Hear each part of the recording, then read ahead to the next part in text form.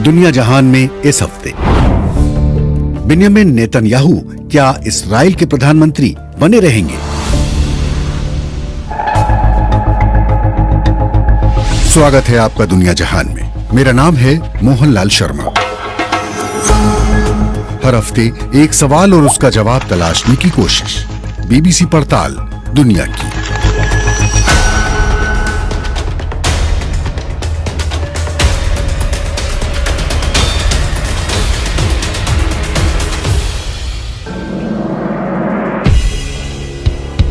अप्रैल 2024 तेल अवीव सहित इस्राएल के कई हिस्सों में हजारों लोग प्रधानमंत्री बिन्यामिन नेतन्याहू की सरकार के खिलाफ विरोध प्रदर्शन के लिए सड़कों पर उतर आए। इस दिन 7 अक्टूबर को हमास के लड़ाकों के इस्राएल में हमले के 6 महीने पूरे हो गए थे। इन प्रदर्शनों के जरिए इस्राएली जनता सरकार की कार्रवाई के प्रति अपनी नाराजगी जता रही थी। 7 अक्टूबर को इस्राएल पर हुए इस हमले के दौरान 1200 से ज्यादा इस्राएली मारे गए थे और 250 से ज्यादा लोगों को बंधक बना लिया गया था, जिनमें से अधिकांश आम नागरिक थे। प्रदर्शनकारी हमले से निपटने और बंधक बनाए गए 130 लोगों को छुड़ाने में सरकार की विफलता से नाराज थे। दुनिया के कई देश हमास के सैन्य धड़े को आतंकवादी संगठन घोषित कर चुके हैं। कई लोग चाहते हैं कि इस्राएली प्रधानमंत्री बिन्यामिन नेतन्याहू इस्तीफा दे और देश में चुनाव करवाए जाएं। गजा में हमास द्वारा नियंत्रित स्वास्थ्य मंत्रालय के मुताबिक इस्राएली हमले में लगभग 33,000 फलस्तीनी मारे जा चुके हैं। गजा में बिगड़ती मानवीय स्थिति को लेकर भी चिंता जताई जा रही है, जिसके चलते इस्राएल का सबसे करीबी सहयोगी अमेरिका भी प्रधानमंत्री नेतन्याहू पर युद्ध विराम के लिए दबाव डाल रहा है। अमेरिका ने तो यहाँ तक कह दिया कि वो इस्राएल को हथियार सप्लाई करने के लिए कुछ शर्तें लादने की सोच रहा है, पर इस्राएली प्रधानमंत्री ने संघर्ष विराम करने से इनकार कर दिया। अमेरिकी राष्ट्रपति जो बाइडेन ने कहा कि वो प्रधानमंत्री नेतन्याहू के गजा मामले से निपटने के तरीके से सहमत नहीं है। तो इस हफ्ते दुनिया जहान में हम यही जानने की कोशिश करेंगे कि इस्राएली प्रधानमंत्री नेतन्याहू का नेतृत्व कितना सुरक्षित है। पार्ट 1, सत्ता में आने का सफर। 1949 में तेल अवीव में एक धर्मनिरपेक्ष इस्राएली परिवार में जन्मे बिन्यामिन नेतन्याहू की परवरिश यरूशलेम और अमेरिका में हुई थी।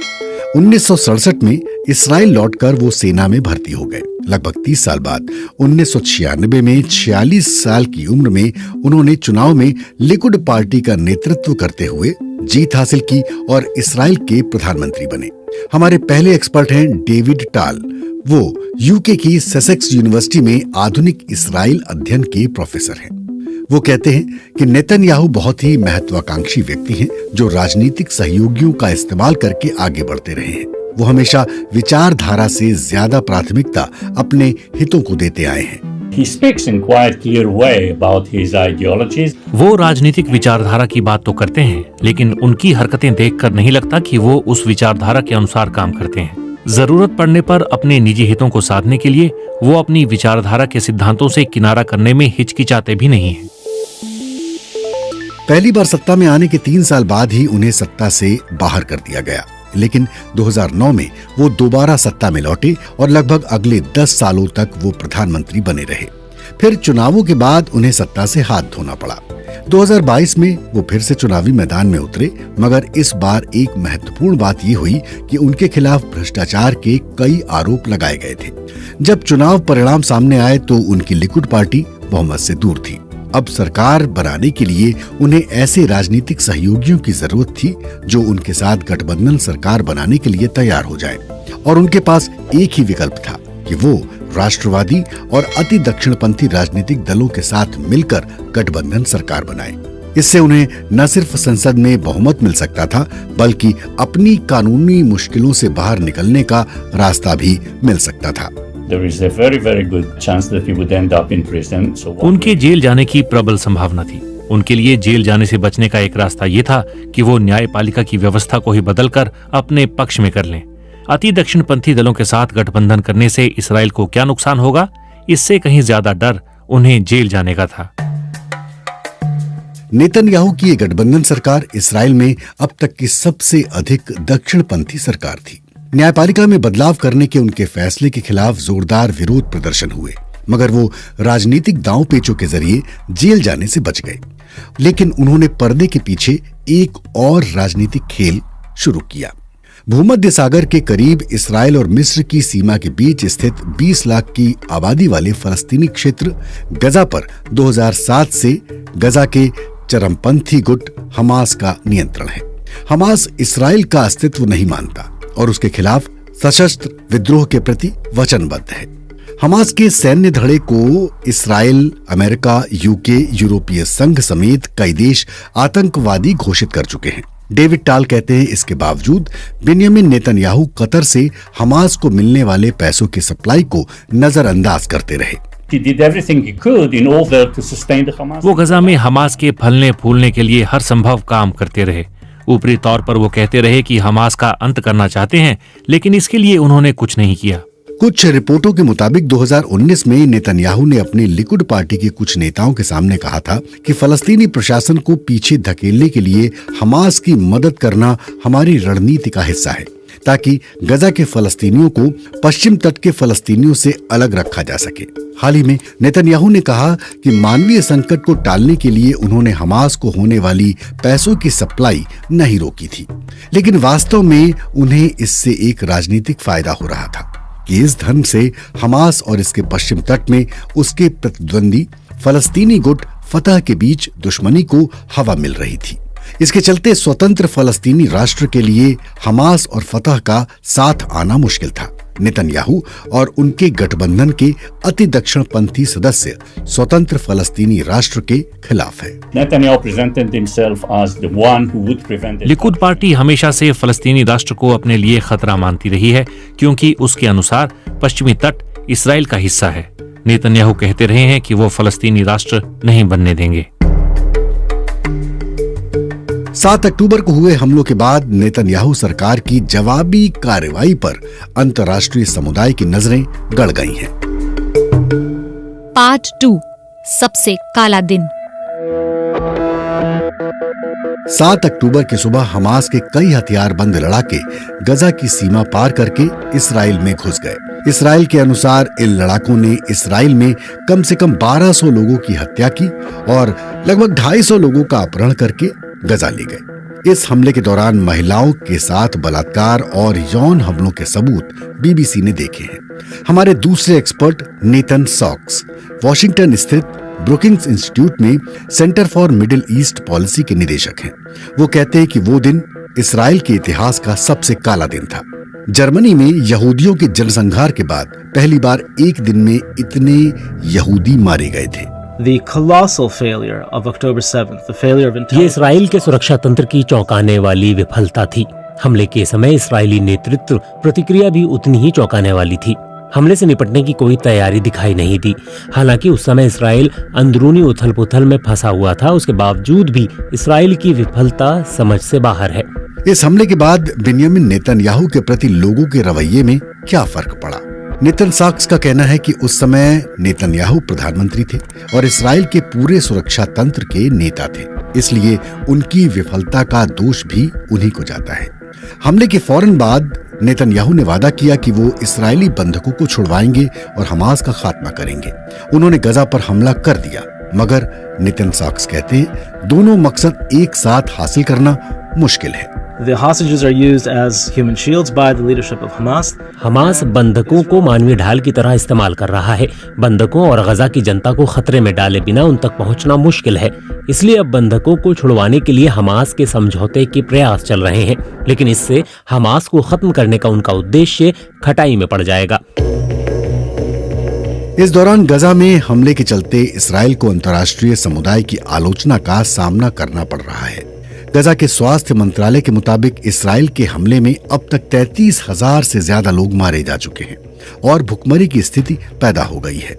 हाल ही में 7 अंतर्राष्ट्रीय राहत कर्मियों के मारे जाने की घटना की व्यापक भर्त्सना हुई, मगर क्या अंतर्राष्ट्रीय समुदाय की राय का नेतन्याहू पर असर पड़ेगा? I do not think Netanyahu or even many Israelis comprehend the मुझे नहीं लगता कि नेतन्याहू और कई इस्राएली लोग ये समझ पा रहे हैं कि पिछले 5-6 महीने में इस्राएल की सामरिक स्थिति को कितना नुकसान पहुंचा है।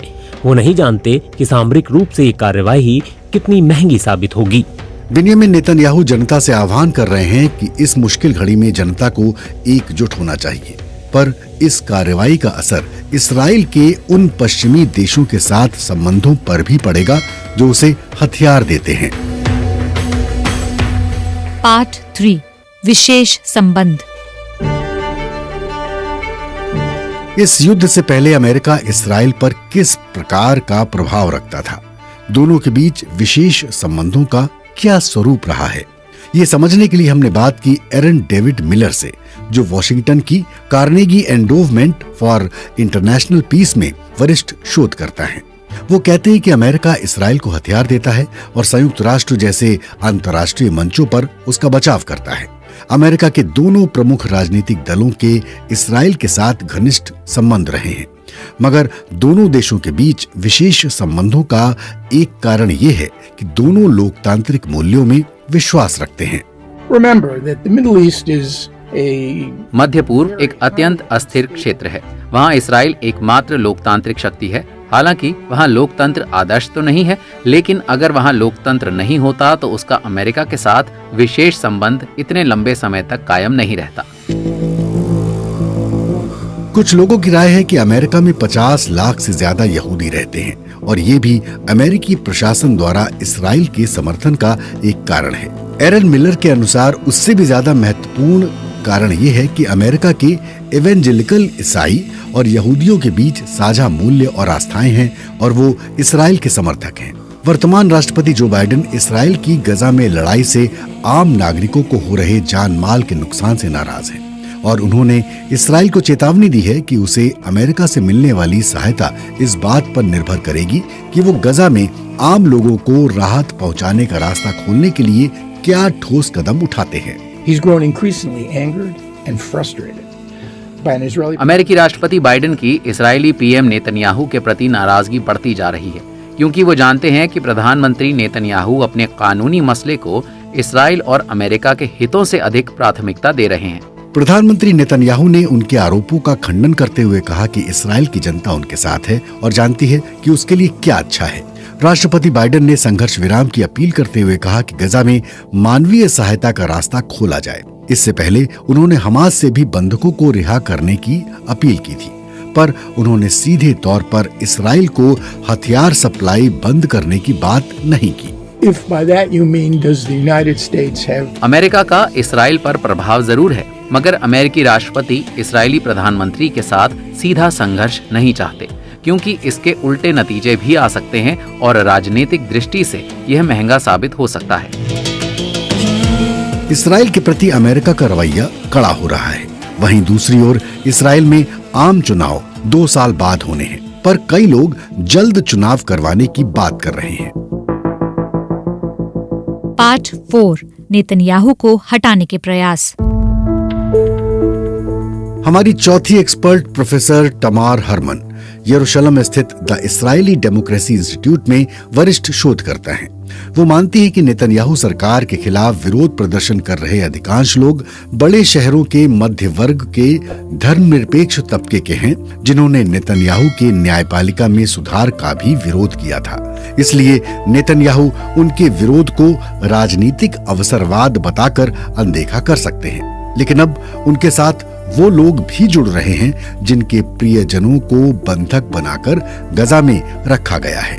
Some of them got totally frustrated. बहुत लोग बंधकों की रिहाई के लिए सरकार द्वारा उठाए गए कदमों से निराश और नाराज हैं, इसलिए वो विरोध प्रदर्शनों में शामिल हो गए हैं।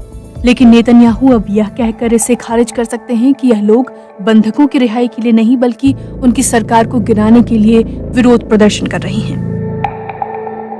लेकिन क्या सरकार के भीतर उनके नेतृत्व के खिलाफ विद्रोह हो सकता है? तमार हरमन कहती हैं इसकी संभावना कम है, क्योंकि 7 अक्टूबर के हमले के बाद नेतन्याहू ने मध्यपंथी नेशनल यूनिटी पार्टी के नेता बेनी गैंज को सरकार में शामिल कर लिया। Many people think that by doing that they इससे सरकार में नेतन्याहू की स्थिति मजबूत हुई है। क्योंकि नेशनल यूनिटी पार्टी पहले सरकार में शामिल होने को तैयार नहीं थी। उसके सरकार में शामिल होने से नेतन्याहू के नेतृत्व की वैधता बढ़ गई। फिलहाल तो गजा में चल रही कार्रवाई पर पूरा ध्यान केंद्रित है, लेकिन इसराइल की लेबनान से सटी सीमा पर और ईरान के साथ संघर्ष सुलग रहा है। ये संघर्ष अगर गजा के बाहर फैल गया तो इसराइली जनता मतभेद भुलाकर एकजुट हो जाएगी। If this happens, then the entire situation in Israel will. गठबंधन सरकार में शामिल अति दक्षिणपंथी दल सत्ता में रहना चाहते हैं, इसलिए वो भी फिलहाल नेतन्याहू का साथ नहीं छोड़ेंगे। यानी नेतन्याहू के नेतृत्व को फिलहाल वहां से कोई खतरा नहीं है। अगर ऐसा होता है तो पूरी स्थिति बदल जाएगी, क्योंकि अगर उत्तर में लड़ाई छिड़ गई तो वो कहीं अधिक बड़ी होगी और सबके लिए अधिक खतरनाक होगी और विरोध प्रदर्शन खत्म हो जाएंगे। तो अब लौटते हैं अपने मुख्य प्रश्न पर कि इसराइल के प्रधानमंत्री बिन्यामिन नेतन्याहू का नेतृत्व कितना सुरक्षित है। 7 अक्टूबर के बाद इसराइल द्वारा गजा में चलाए गए युद्ध से उत्पन्न मानवीय संकट के चलते अब अमेरिका, ब्रिटेन और जर्मनी इसराइल को बिना शर्त समर्थन देने के बारे में हिचकिचाने लगे हैं। बिन्यामिन नेतन्याहू देश के भीतर भी विरोध का सामना कर रहे हैं, लेकिन वहां मध्यावधि चुनाव के लिए इतना काफी नहीं है। नेतन्याहू एक ऐसे राजनेता हैं जो राजनीतिक चुनौतियों से निपटने में माहिर हैं। इसलिए फिलहाल तो नहीं लगता कि उनके नेतृत्व को गंभीर खतरा है।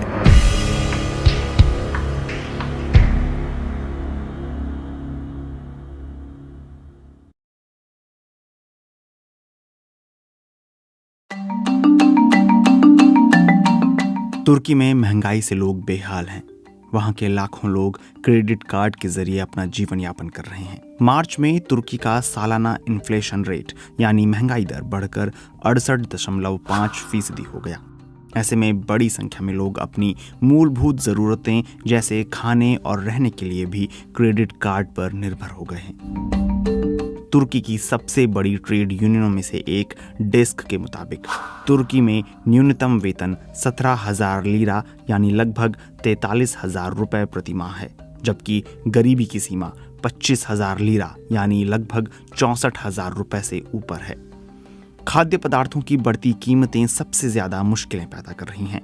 आर्थिक सहयोग और विकास संगठन OECD से जुड़े देशों में तुर्की में इन्फ्लेशन सबसे ज्यादा है।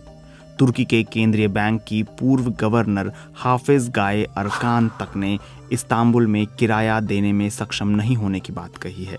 जनवरी में अरकान ने कहा था, हमें कोई घर नहीं मिला, हद से ज्यादा महंगे घर हैं। हम अपने माता पिता के साथ रहने चले गए। क्या इस्तांबुल मैनहट्टन से भी ज्यादा महंगा हो गया है? मई 2022 में तुर्की में इन्फ्लेशन 86% पहुंच गया था, जो कि पिछले 24 साल का उच्चतम स्तर था। सबसे अधिक बढ़ोतरी ट्रांसपोर्ट, फूड और हाउसिंग सेक्टर में देखने को मिली। राष्ट्रपति रेसिप तैयप एर्दोगान ने तुर्की के आर्थिक विकास को बढ़ावा देने के लिए इन्फ्लेशन रेट ज्यादा होने के बावजूद ब्याज दरों को कम रखने की नीति पर जोर दिया था। ज्यादातर केंद्रीय बैंक इन्फ्लेशन से लड़ने के लिए ब्याज दर बढ़ाते हैं, लेकिन 2022 के दौरान तुर्की में ब्याज दर 10.5% थी। ऐसे में लोगों ने बैंकों से कर्ज लेना और क्रेडिट कार्ड का इस्तेमाल करना ठीक समझा, क्योंकि इन्फ्लेशन की तुलना में ब्याज दरें काफी कम थीं। इसका मतलब ये था कि लंबे समय में उनका बैंकों से लिया कर्ज धीरे धीरे कम हो जाता। पिछले साल एर्दोगान के दोबारा चुने जाने के बाद तुर्की के वित्त मंत्री मेहमत सिमसेक के नेतृत्व में आर्थिक नीतियों में बदलाव देखने को मिला। मार्च में केंद्रीय बैंक ने इन्फ्लेशन पर लगाम कसने के लिए अप्रत्याशित रूप से ब्याज दरों को 500 बेसिस पॉइंट्स बढ़ाकर 50% कर दिया था। सिमसेक ने हाल ही में क्रेडिट कार्ड्स पर भी लगाम कसने की ओर इशारा किया। उनका कहना था कि इसके इस्तेमाल पर प्रतिबंध लगाया जाएगा। साल 2023 में क्रेडिट कार्ड का कर्ज 2.5 गुना बढ़कर 1 ट्रिलियन लीरा से ज्यादा हो गया, जो अपने आप में एक रिकॉर्ड है। अर्थशास्त्री बिनहान एलिफ यल्माज एक ऐसे दुष्चक्र की ओर इशारा करती हैं जिसमें लोग अपनी ज़रूरतों को पूरा करने के लिए कर्ज लेते जाते हैं। वो इस बात पर जोर देती हैं कि बहुत सारे लोग सख्त आर्थिक नीतियों में फंस गए हैं, क्योंकि खाद्य पदार्थों की कीमतें 3 गुना हो गई हैं। साथ ही हाल में ब्याज दर को भी बढ़ा दिया गया, जिससे कर्ज का बोझ बढ़ा है। लोग क्रेडिट कार्ड पर खर्च करना पसंद करते हैं क्योंकि इस तरीके में ब्याज के बिना भी किस्तों को भरने का विकल्प होता है। यिल्माज अपील करती हैं कि तुर्की में मध्यम वर्ग सिकुड़ रहा है। ऐसे में कम आय वाले समूहों को आय के उचित वितरण के जरिए मदद की जानी चाहिए, न कि क्रेडिट कार्ड के इस्तेमाल को सीमित किया जाना चाहिए।